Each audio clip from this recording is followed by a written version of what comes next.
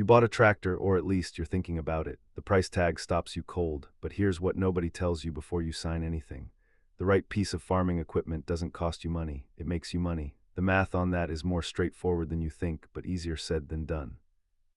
Most farmers think about equipment the wrong way. They see a number on a price tag and they walk away. What they're not seeing is the number on the other side of the equation. The output, the yield, the hours saved, the labor cost avoided, the seasons where everything would have failed without it. Equipment isn't an expense, it's a lever. And the farmers who understand that distinction are the ones still farming 10 years from now.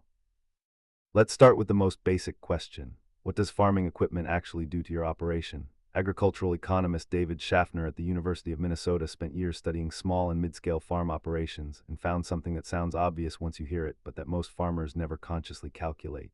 He found that every major equipment purchase changes the farm's cost structure in one of three ways. It reduces labor costs, it increases yield per acre, or it reduces crop loss. If your equipment does at least one of those three things measurably, the math usually works. If it doesn't, you're buying something you don't need.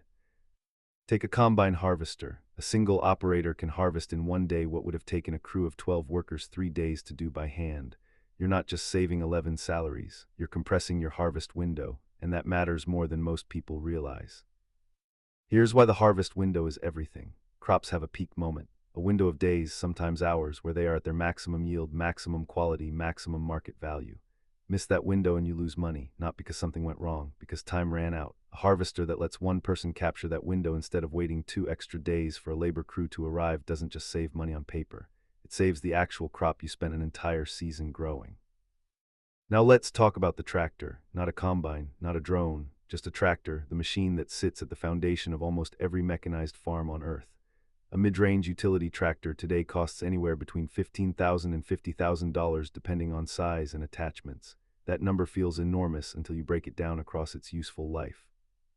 A well-maintained tractor lasts 20 to 30 years. Spread the purchase price across 20 years of use seasons and the daily cost drops to something that surprises most people.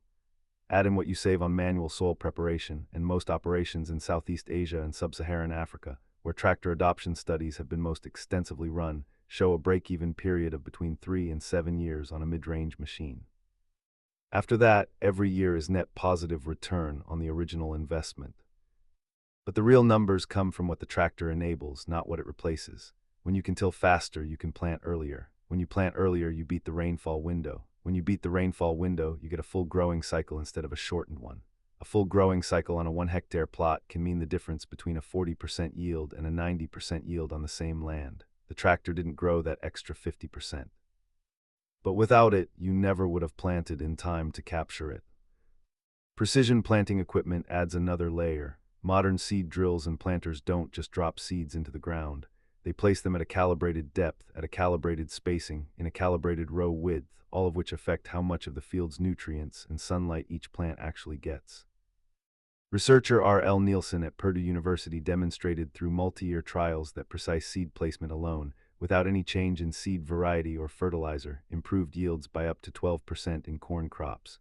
12% more output from the same inputs. That is the equipment paying for itself, not over 20 years, over one season. Irrigation equipment is where the math gets dramatic. Drip irrigation systems are expensive to install. Most small farmers look at the installation cost and stop there. What they don't account for is what uncontrolled water use was already costing them. Overwatering leaches nutrients from soil, promotes root disease, and wastes a resource that in dry regions increasingly costs money. Underwatering stunts growth and cuts yield. A properly calibrated drip system eliminates both problems simultaneously. Studies from the International Water Management Institute have documented yield improvements of 20 to 50% when farmers transition from flood irrigation to drip systems, not because they're adding water, but because they're delivering it with precision. On top of that, drip systems reduce water consumption by 30 to 50% compared to flood irrigation.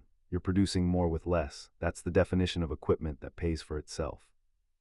Here's the part that catches most new farmers off guard. The biggest cost of not buying the right equipment isn't the money you spend on alternatives. It's the yield you never capture. It's the planting window you miss because land prep took too long. It's the harvest that partly spoiled because you couldn't process it fast enough. These losses are invisible on a balance sheet because they show up as income that was never earned rather than money that was spent. Agricultural economists call this opportunity cost, and it is genuinely the hardest thing to make a first-generation farmer feel in their bones. You cannot point to the money you didn't make. You can only see the money you did. But once you start tracking your operation carefully, season by season, the pattern becomes impossible to ignore.